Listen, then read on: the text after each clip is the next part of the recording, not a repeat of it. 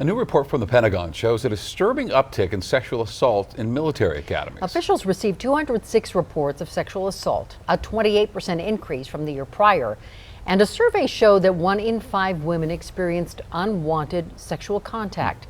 Denver 7's Brian Wang digging deeper into that report tonight. He found the Air Force Academy in the Springs continues to struggle in addressing sexual assault. 52 reported incidents in each of the last 2 years.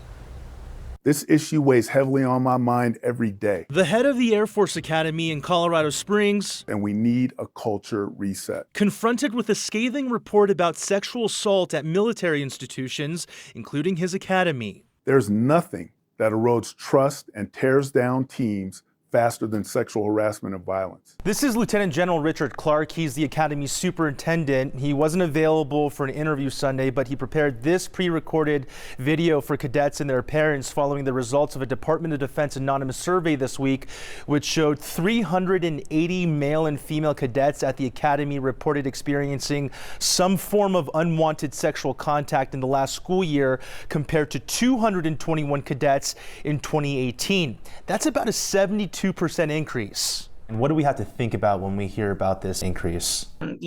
More bad things could be happening, or both things could be true, that there's increased awareness. Bree Franklin is the executive director of the Colorado Coalition Against Sexual Assault. She says the numbers need context. The armed forces have been doing a lot of work through their sexual assault response program to increase awareness. I dug even deeper into the major events involving sexual assault at the Academy because it's really important that we keep in mind what we've seen there in the last several years. In 2017, the Air Force Academy restructured and expanded their sexual assault office after an internal investigation concluded it was crippled by poor management.